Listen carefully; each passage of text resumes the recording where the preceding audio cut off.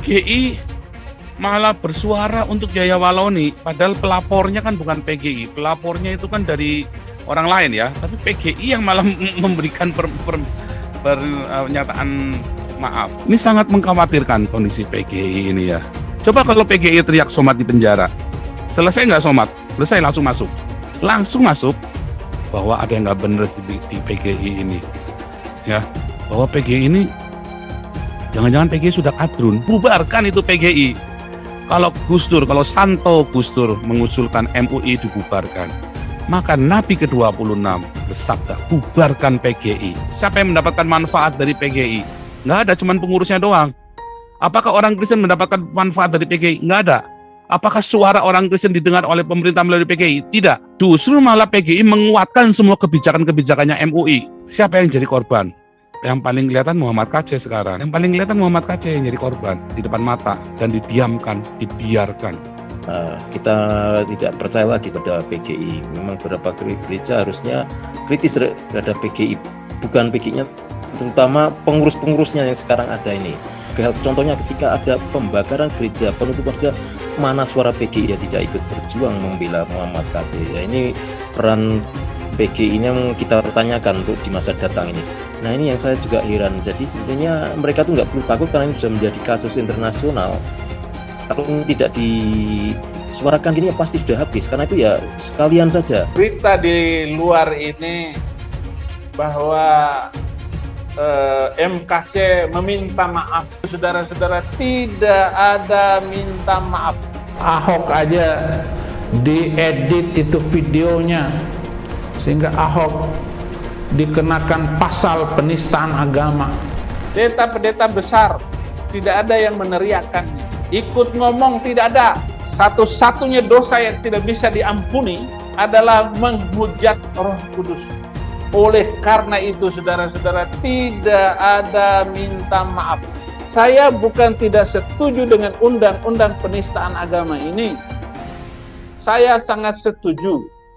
Dihapus dulu ayat-ayat Al-Quran yang menghina agama Kristen, yang menghina agama Hindu, Buddha, dan semua agama non-Islam itu sangat dibenci oleh Al-Quran.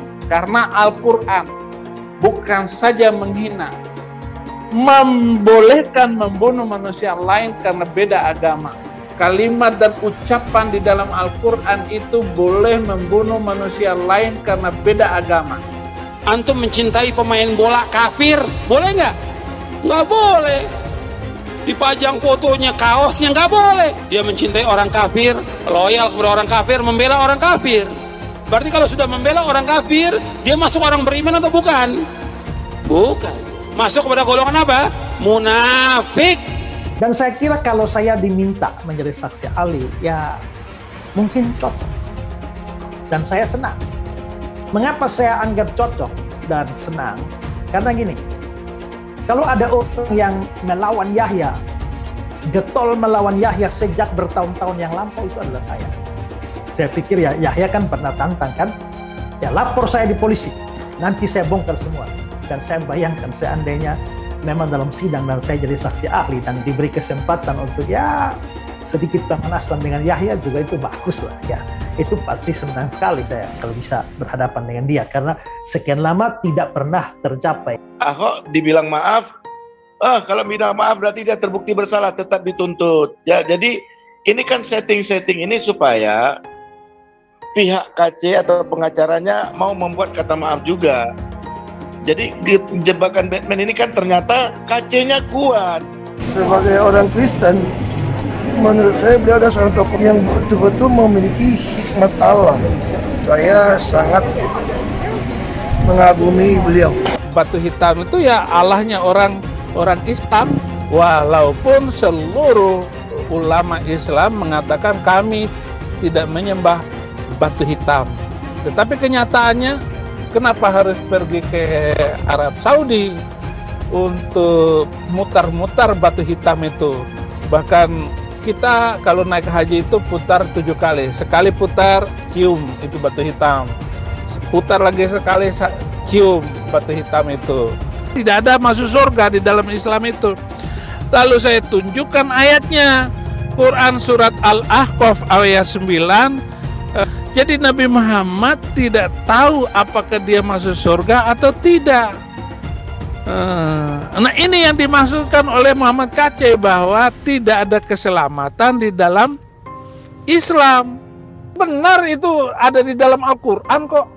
Ayatnya ada bahwa Nabi Muhammad ketika sholat didatangi oleh jin dan mengerumuni ketika dia lagi sholat. Ayatnya ada. Orang Islam aja yang nggak tahu ayatnya di mana. Terus ada lagi pertanyaan, apa maksudnya bahwa Muhammad masuk neraka? Jadi Muhammad itu masuk neraka.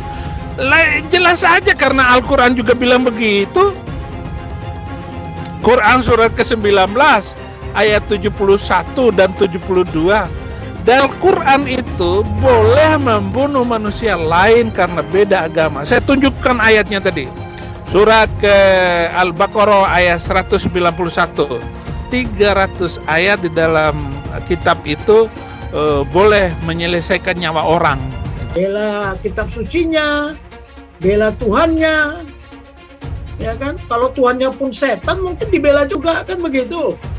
Tidak ada ayat Quran yang menerangkan Allah itu ada. Sekarang saya tanya, Allah ada nggak? Mana dalilnya? Quran nggak ada itu. Coba, kita baru tahu kan, baru dengar kan? Jangan lupa bahwa Bapak Napoleon Bonaparte ini adalah sudah divonis suap, dan suap itu juga diharamkan oleh agama. Tidak apa-apa mencuri, tidak apa-apa korupsi, tapi tidak menghina agama loh.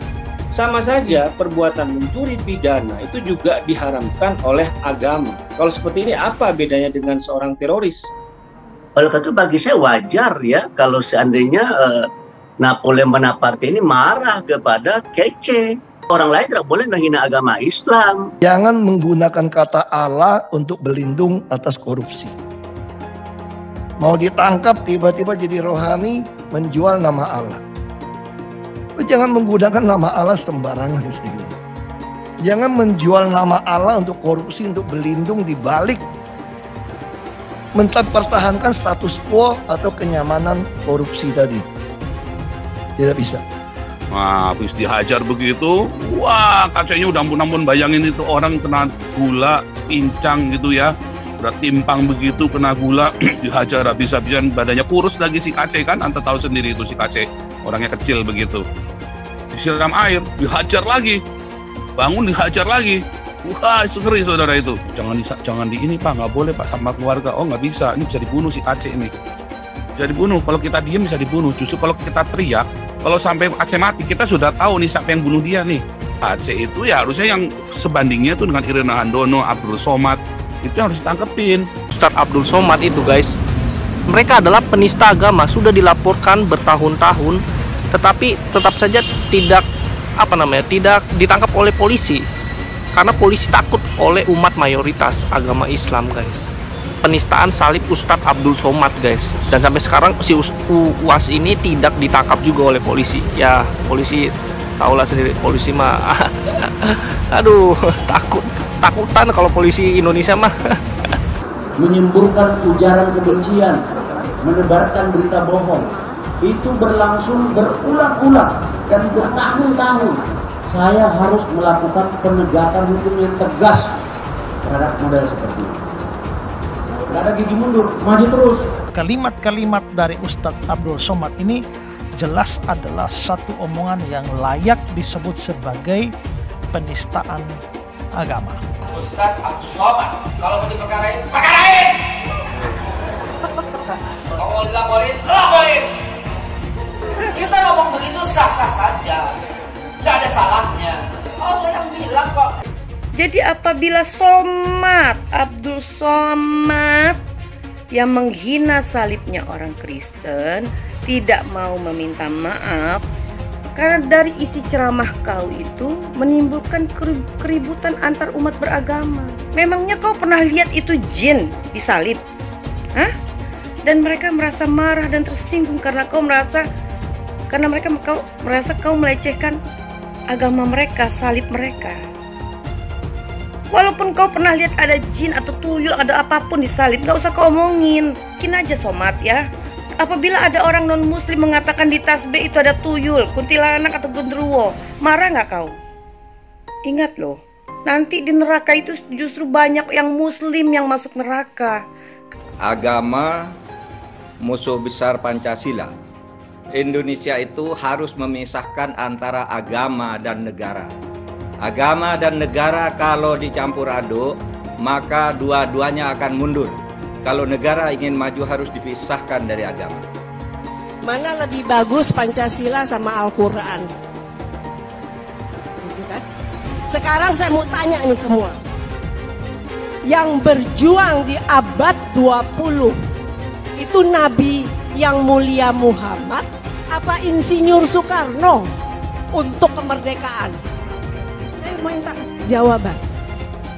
Di abad 20 yang berjuang untuk kemerdekaan itu Nabi yang mulia Muhammad atau Insinyur Soekarno? Ayo jawab, nggak ada yang berani. Harusnya orang Kristen tuntut secara hukum supaya kita debat di depan hakim, kan begitu? Tuh kalau melawan Kristen itu jangan pakai argumen jujur, jangan pakai referensi jujur. Saya tidak akan menyanggah pakai Al-Quran. Saya juga Islamkan orang nggak pernah pakai Al-Quran. Saya juga Islamkan orang nggak pernah pakai Al-Quran. Saya juga Islamkan orang nggak pernah pakai Al-Quran. Saya mematahkan argumen Anda, mengalahkan Anda dengan kitab Anda sendiri. Stop ini, stop.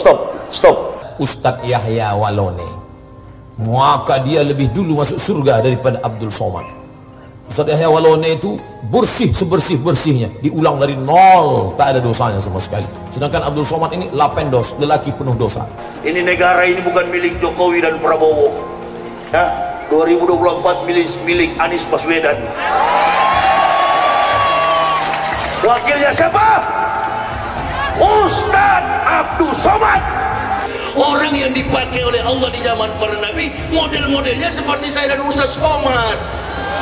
Ini satu pasangan ideal, kakak beradik. Ganggu adik saya, pasti saya naik vitamin, naik darah. Bit, adek, iki lagi rame ki, Bit. Apaan? Ada yang ngomong katanya di dalam salib itu ada jin kafir, Bit. Apa benar di Al-Quran ada seperti itu? Tidak ada. Terus dia ngolok-ngolok lagi simbol Tuhan agama lain sampai dibikin kepalanya ke kanan apa ke kiri. Apa boleh di Al-Quran seperti itu? Tidak boleh. Dia ngomong lagi, Bit, katanya jin kafir itu manggil lo haleluya. Apa boleh di Al-Quran seperti itu, Bit? Tidak boleh, ya Allah, tidak boleh. Terus kenapa dia masih bikin kayak gitu, Bit? Saya bukan mengatakan Bible Kristen fiksi. Bible Kristen itu palsu. Biar jenderal 100 bintang. Kalau kafir kau ke neraka. Tidak ada urusan. Kepenuhan Roh Kudus, Roh Kudus. Lapor lagi Roh Kudus, boy. Lapor Yahya Waloni bilang Roh Kudus, lapor. Dongeng tambah tahyul sama dengan omong kosong. Makanya di situ judulnya Matius, Markus, Lukas, Stefanus, Tetanus, Spiritus, Captikus. Pernahkah Ahok itu kerasukan setan? Tidak, dia tanya juga. Karena sesama setan dilarang saling menggoda. Setan. Karena di salib itu ada jin kafir. Karena di salib itu ada jin kafir. Karena di salib itu ada jin kafir. Haleluya. Kepalanya ke kiri apa ke kanan? Kepalanya ke kiri apa ke kanan? Tetap percaya salib itu lambang mulia, bukan jin. Kok ketawa? Aku nggak nyindir siapa-siapa loh. Tidak benar. Saya ulangi, tidak benar bahwa Nabi Muhammad sudah dapat jaminan surga. Tidak ada ayatnya Muhammad masuk surga. Muhammad sendiri dikerumuni jin. Ada ayatnya Muhammad dikerumuni jin. Muhammad itu dekat dengan jin. Pokoknya saya bongkar budal badil. Kitab karangan manusia, kitab dongeng Arab kita bongkar. Ayo nyadar bangsa Indonesia. Nyadar ya. Tidak ada apa-apanya Muhammad bin Abdullah itu. Katanya Muhammad itu utusan Allah. Tapi kenapa tidak satupun wahyu yang turun kepada Muhammad? Jelas ya ayatnya. Muhammad ini dekat dengan jin. Saya nggak pernah mundur untuk kebenaran, keadilan, kejujuran. Dan peri kemanusiaan, gue nggak pernah mundur. Dan gue nggak pernah takut juga sama lu. Siapapun yang rasis, gue akan hadapin. Gue bilang. Karena rasis itu tidak berperi kemanusiaan. Sama saya ditanya dulu kan, kamu nyesel nggak statement kamu di Pulau Seribu sehingga masih masuk penjara? Tidak pernah nyesel. Karena saya mengatakan kebenaran. Hai semua, dengan saya Jonas Leong. Terima kasih banyak buat kalian penonton setia yang selalu menonton di channel ini. Saya secara personal sangat menghargai waktu kalian. Dan saya sudah menganggap kalian sebagai family karena kalian selalu support di channel ini. Bagi kalian yang selalu menuliskan opini kalian di kolom komen, saya baca komen kalian satu persatu. Saya baca komen kalian untuk mengetahui opini kalian, tanggapan kalian, dan masukan kalian sangat berguna untuk video selanjutnya. Terima kasih banyak buat kalian yang selalu menekan tombol like di awal video. Video seperti ini membutuhkan waktu dan juga research. Dan ini semua gratis untuk kalian. Jadi pastikan kalian menekan tombol like-nya supaya saya mengetahui kalian menyukai konten yang saya bagikan. Hal yang mengerikan sekali ya, ketika PGI justru ngurusin Novel Baswedan ketika dipecat sama Jokowi, ya, dipecat oleh Jokowi, ya, si Novel Baswedan dan grup khilafahnya dia. Dan konyolnya justru PGI malah bersuara untuk Yahya Walloni, padahal pelapornya kan bukan PGI, pelapornya itu kan dari orang lain ya, tapi PGI yang malah memberikan pernyataan maaf ya, malah PGI-nya bikin tanda tangan bareng sama MUI. Padahal kenyataannya selama ini kita yang selalu ditindas, dan PGI tidak pernah bersuara sekalipun dengan penindasan tersebut, tidak pernah sekalipun bersuara untuk masalah penindasan dan persekusi. Orangnya kita aja nggak mendukung, coba bayangin, gimana kita mau suruh orang lain mendukung, ya. KC saat ini masih belum bisa dibawa ke rumah sakit. Dan kita nggak tahu lawyernya kerjanya apa dah. Ya, lawyernya cuma ya pro bono sih, ya gimana ya, kita susah ngomong pro bono nggak dibayar ya, kita maklum aja lah. Ya kan, luar biasa sekali ya. Mengerikan sekali bagaimana proses pengeroyokan ini. Ini tadi ya, seorang KC yang cuma bekas sopir saja, ya. Bekas seorang sopir tapi dikeroyok sama tiga institusi besar raksasa. Saya yakin kalau lawyernya pro bono dijamin termehek-mehek. Ya, kalau lawyer pro bono ya puyeng. Pertarungan yang sengit ya, ada pertarungan yang sengit di dalam pemerintahan kita sendiri. Orang-orang nasionalis mulai bangkit. Tahun-tahun kemarin enggak ya. Begitu kasusnya saya meledak itu mulai kayak orang-orang nasionalis mulai bangkit, mulai berani teriak, mulai berani ngelawan. Dulu kan melempem semua. Begitu kita teriak berani beres-beres, juder, sikat semua. Satu-satu kita sikat semua. Suara kita kurang keras, tapi masih kurang keras. Balik lagi kita PGI ini ya. Ini sangat mengkhawatirkan kondisi PGI ini ya. Bahwa ada yang nggak benar di PGI ini. Ya, bahwa PGI ini jangan-jangan PGI sudah kadrun. Coba bayangin ya, dia nggak berani loh ganggu Somad. Coba kalau PGI teriak Somad di penjara, selesai nggak Somad? Selesai langsung masuk. Langsung masuk. Maksudnya kan PGI nggak berani, ya kan? Nggak berani masukkan penjara ke Somad, ya kan? Kedua, malah anggotanya rumah sakit Cikini, dokter Cikini malah dilaporin polisi. Diancam, diintimidasi sama PGI. Coba, dia ngelaporin orang lain nggak berani, yang menista Yesus dia nggak berani, begitu ada orang berani ngelawan PGI sama dia dihajar. Kan bangsat biadab ini PGI ini kan. Bangsat biadab. Itu kan persis dengan teman-teman kita YouTubers kan. Kejang-kejang Yesus dihujat, dihina-hina, mereka diem aja. Ya kan, ketika jagoannya kita kritik, kejang-kejang semua di YouTube saya, ya kan, sama dengan jemaatnya pendeta 15 miliar itu, jam tangan 15 miliar, ya Yesus dihujat, kamu diam aja, ya makin tambun menawan, ya kan, begitu pendetanya kita hantam, jemaatnya kejang-kejang semua. Bagaimana? Kenapa PGI bisa diam? Anak buahnya sendiri dilaporin, diintimidasi, ya, tetapi gilirannya kita nih dihantam, kalian diam aja. Nggak ada pembelaan sedikit pun apapun. Ya kan? Nah, saya kok berpikir ya, ini diduga 95%. Ya mungkin 99%. Kemarin sudah mualaf loh. Hati-hati Anda yang ada di anggota PGI, saran saya gereja-gereja under PGI sebaiknya Anda keluar. Gabunglah sama yang lain ya, sama MUKI kayak, sama PKLII kayak, sama PGPI kayak. Tapi pokoknya jangan sama PGI lagi, karena cinta akan uang. Bukan masalah mereka percaya Muhammad, kita sudah sama-sama tahu Muhammad cabul. Tetapi masalahnya adalah uang. Ya, BOT-nya saja kepada Sandi Uno kok. Pokoknya banyak yang aneh nih PGI ini. Ya kan? Bukan cuma pecat Komar, bubarkan itu PGI. Kalau Gus Dur, kalau Santo Gus Dur mengusulkan MUI dibubarkan, maka Nabi ke-26 bersabda, bubarkan PGI. Oh, ya, Santo Gus Dur sudah bersabda, bubarkan MUI. Nabi ke-26 bersabda, bubarkan PGI. Ya kan, kalau Santo Gus Dur lawannya MUI, kalau Nabi ke-26 PGI bubarkan. Itu yang benar, bukan diganti, bubarkan. Ada guna, coba gunanya apa? Siapa yang mendapatkan manfaat dari PGI? Nggak ada, cuman pengurusnya doang. Apakah orang Kristen mendapatkan manfaat dari PGI? Nggak ada. Apakah suara orang Kristen didengar oleh pemerintah melalui PGI? Tidak. Justru malah PGI menguatkan semua kebijakan-kebijakannya MUI. Siapa yang jadi korban? Yang paling kelihatan Muhammad KC sekarang. Yang paling kelihatan Muhammad KC yang jadi korban di depan mata dan didiamkan, dibiarkan. Ada PGI bersuara sedikit pun enggak. Malah kasusnya saya dibilang orang nggak jelas lagi sama PGI, ya kan? Nah, sama Gibet dibilang anak iblis. Nah, dia bapaknya, saya anaknya. Nah, dia bapaknya. Saya menyarankan Anda gereja-gereja yang masih sadar, yang masih waras, ya, keluar dari PGI.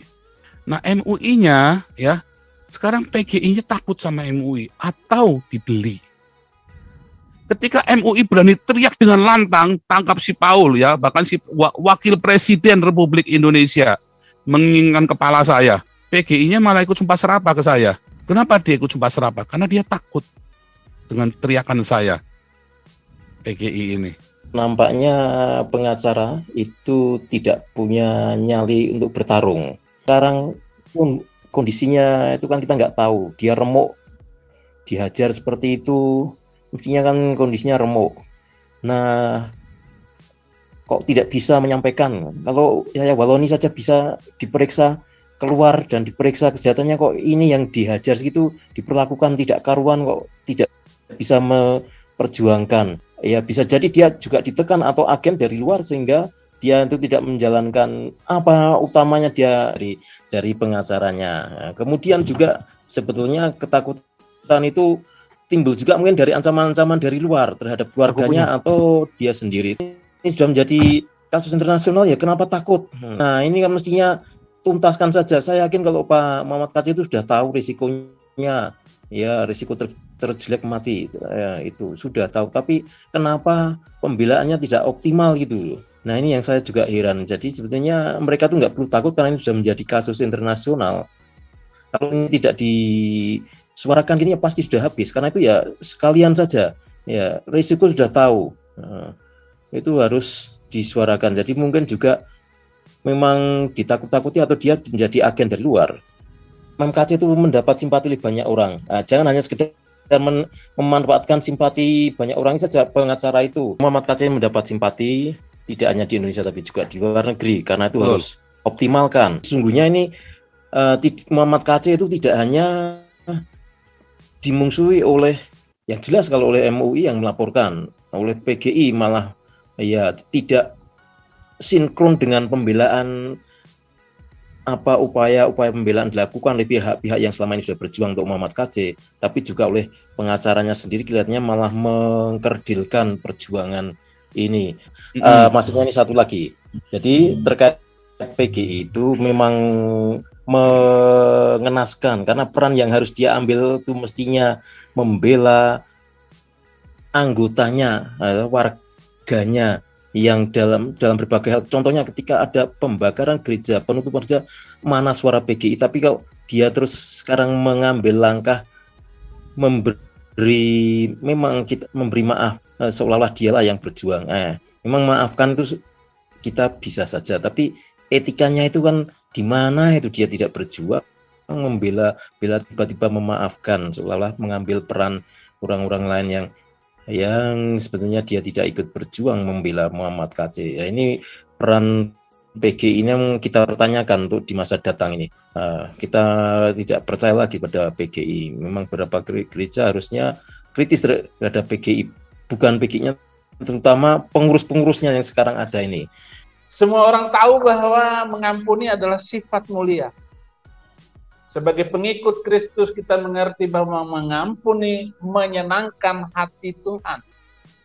Tuhan ingin agar kita membalas kejahatan dengan kebaikan, serta mengasihi dan berdoa bagi mereka yang menganiaya kita. Dan cerita di luar ini bahwa MKC meminta maaf kepada seluruhnya bahwa apa yang dilakukannya ini bla bla bla, bahkan banyak media YouTube saudara-saudara kita Al-Qadruniyah itu memplesetkan Saifuddin Ibrahim tidak pernah meminta maaf karena saya tidak pernah bersalah kepada siapapun. Bahkan undang-undang penistaan agama itu, kalau dilihat, saya tidak pernah bersalah. Itulah sebabnya saya tidak pernah minta maaf. Dan jaksa berkata, pertimbangannya memberatkan Saifuddin Ibrahim karena dia tidak minta maaf. Saya berkata, saya tidak pernah minta maaf. Karena Tuhan Yesus tidak pernah minta maaf untuk apapun yang dilakukannya. Oleh karena itu, saudara-saudara, tidak ada minta maaf. Dan saya mengerti sepenuhnya bahwa apa yang pernah saya lakukan ini tidak bertentangan dengan undang-undang agama apapun, undang-undang manapun. Saudara-saudara, sekali lagi, kenapa saya mengatakan itu dan saya berani untuk mengucapkan itu? Karena apa yang dilakukan oleh Habib Rizik, dia mengatakan kalau Tuhan itu lahir, siapa bidannya? Ini adalah penghinaan, ini adalah penistaan yang jelas kalau dilihat dari undang-undang penistaan agama. Tetapi kalau dilihat dari apa yang diajarkan oleh agama Islam, yaitu Al-Quran. Al-Quran lebih daripada itu. Kalimat dan ucapan di dalam Al-Quran itu boleh membunuh manusia lain karena beda agama. Makanya, saya tidak pernah meminta maaf. Demikian juga Abdul Somad. Tidak perlu minta maaf. Karena Al-Quran bukan saja menghina, membolehkan membunuh manusia lain karena beda agama. Itu adalah bagian dari ajaran Al-Quran. Artinya, saya bukan tidak setuju dengan undang-undang penistaan agama ini. Saya sangat setuju. Tetapi harus dihapus dulu ayat-ayat Al-Quran yang menghina agama Kristen, yang menghina agama Hindu, Buddha, dan semua agama non-Islam itu sangat dibenci oleh Al-Quran. Agar kasus MKC ini jangan dilanjutkan dulu demi keadilan.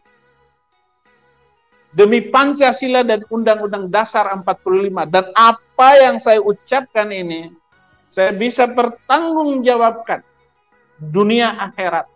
Tidak pantas Muhammad KC ditangkap dan disiksa dan dipenjarakan sebelum penista-penista agama Kristen itu ditangkap. Seperti Habib Rizik harus disidang ulang. Harus disidang ulang atas tuduhan penistaan agama. Abdul Somad, dia mengatakan disalib ada jin kafir. Bahkan dia bilang jin di dalam salib itu memanggil-manggil haleluya, haleluya, haleluya. Itu sangat mengenaskan. Oleh karena itu tangkap dulu Abdul Somad, Pak Polisi. Masalahnya itu saja, saudara-saudara. Keadilan kita ini. tidak ada yang meneriakkan. Pendeta-pendeta besar, tidak ada yang meneriakannya. Ikut ngomong tidak ada. Malah ada sebuah aras gereja. Katanya mengampuni Yahya Waloni.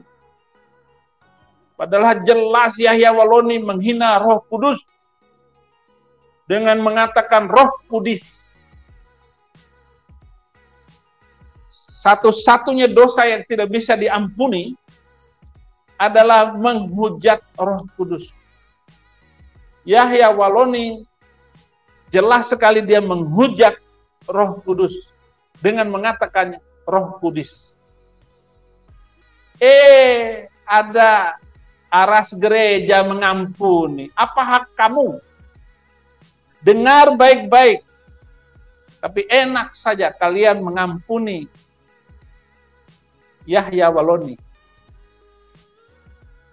Atas nama siapa? Dengar baik-baik dong.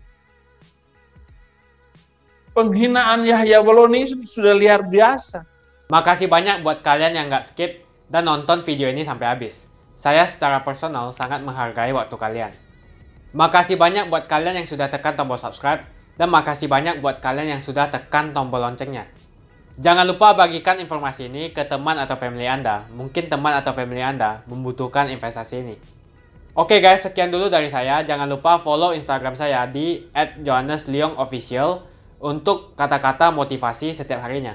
Bagi kalian yang termotivasi nonton video ini, ayo like video ini dan subscribe di channel ini. Dan buat kalian yang sudah subscribe di channel ini, jangan lupa tekan tombol loncengnya supaya kalian mendapatkan notifikasi setiap kali saya upload video. Hai teman-teman, kalian sudah membuka akun untuk melakukan investasi atau trading? Jika belum, membuka rekening sekuritas itu gratis loh. Bahkan cuma butuh 5 menit saja. Cepat dan simple. Dan semua bisa dilakukan secara online. Sampai saat ini ketika kita mau melakukan investasi saham atau trading forex, kita masih menggunakan cara yang kuno. Seperti kita menelpon banker atau broker yang melakukan atau mengeksekusi transaksi kita. Tapi apakah kalian tahu, untuk membeli saham atau forex, kita cuma login, lalu memilih apa yang kita mau, lalu masukin angka berapa banyak yang ingin kita beli, lalu tinggal klik. Sesimpel itu. Sampai saat ini kita bingung mau investasi saham luar negeri, trading forex, komoditas, dan cryptocurrency di mana tepatnya. Kita bisa lakukan semua trading di sini, karena sekuritas ini merupakan one-stop shopping. Sampai saat ini kita membayar fee di setiap transaksi kepada banker atau broker. Setiap kita melakukan transaksi jual beli, biasanya kita dipotong fee oleh platform kita. Kalau dalam 1 bulan kalian melakukan transaksi 1 kali, mungkin tidak terasa. Coba kalian melakukan trading sebanyak 100 kali. Sudah berapa fee-nya? Misalnya kalian membeli saham Google dengan fee per transaksi $10. Jika kalian membeli saham Google 10 kali, maka fee transaksi sudah $100. Belum lagi kita akan dikenakan fee ketika kita menjual saham itu. Itulah sebabnya kenapa saya memilih sekuritas ini, karena tidak ada fee sama sekali. Saya ulangi, tidak ada fee sama sekali ketika kalian melakukan transaksi. Dan yang kedua, kalian bisa melakukan unlimited trading atau trading sebanyak apapun. Ya, kalian bisa melakukan trading 10 kali, 100 kali, 1000 kali dalam sehari tanpa dikenakan fee. Jadi berapa banyak uang yang kita hemat dari fee saja? Menarik bukan? Jadi apa yang kalian tunggu? Mendingan kalian cobain sendiri aja deh. Tutorial bisa kalian cek di kolom deskripsi. Bukan cuma itu, kalian akan dapatkan kelas trading gratis yang nilainya 3 juta rupiah jika kalian deposit di bulan ini.